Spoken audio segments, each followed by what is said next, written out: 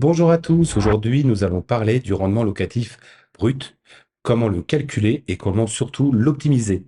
C'est Loïc Lebris de Valeurs Immobilières et c'est parti. Le rendement locatif brut est tout simplement la division entre le loyer annuel et le prix d'acquisition. Le loyer annuel s'entend net de charges et le prix d'acquisition est donc le prix d'achat augmenté des frais d'agence et également augmenté des travaux de rénovation si ces travaux sont nécessaires pour la location. Certaines personnes incluent dans le calcul du rendement locatif brut le montant des frais de notaire. Vous le faites ou vous le faites pas. Sachez seulement que dans une annonce immobilière, n'apparaît jamais le montant des frais de notaire. Aussi, si vous souhaitez comparer le rendement locatif brut de deux annonces immobilières de biens loués, il est plus simple de ne pas en tenir compte dans un premier temps.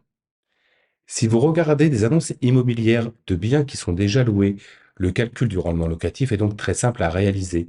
Mais vous pouvez aussi vous intéresser à des biens immobiliers qui ne sont pas loués actuellement.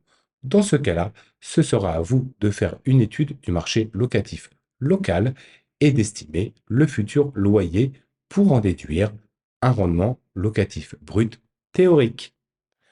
On entend souvent parler de rendement locatif brut de 5 à 10. Bien évidemment, le rendement va aussi dépendre de l'emplacement du bien. En cœur de ville, par exemple à Angers, il faut s'attendre à un rendement locatif brut de l'ordre de 5%. Alors qu'en périphérie, à 10, 15 km d'Angers, là, on peut s'attendre à un rendement locatif brut plus important de l'ordre de 9 à 10%. Si on ne peut pas dissocier la notion de rendement locatif brut à la notion d'emplacement, on ne peut pas non plus dissocier la notion de rendement locatif brut à la notion de revente. En effet, si je reprends l'exemple précédent, on peut s'attendre sur Angers à une plus-value immobilière à terme beaucoup plus importante que si le bien se situait à 10 ou 15 km d'Angers. Le rendement locatif brut n'est donc pas le facteur unique à prendre en compte pour l'achat d'un bien immobilier locatif. Il faut faire souvent un choix entre rendement et revente. Une fois que vous avez choisi votre bien immobilier, tout n'est pas fini. Vous pouvez optimiser votre rendement locatif brut, tout simplement en choisissant le type de location. Exemple, vous achetez une maison individuelle avec 3 chambres. Vous pouvez décider de la louer nue avec un bail d'habitation traditionnel. Dans ces cas-là, on va supposer qu'elle se loue 900 euros par mois. Vous pouvez également opter pour de la colocation étudiante. Supposons dans ce cas-là que chaque chambre se loue 500 euros, votre futur loyer sera donc de 1500 euros. Vous venez d'augmenter et d'optimiser votre rendement locatif brut. Enfin, vous pouvez également décider de faire de la location saisonnière, par exemple du Airbnb.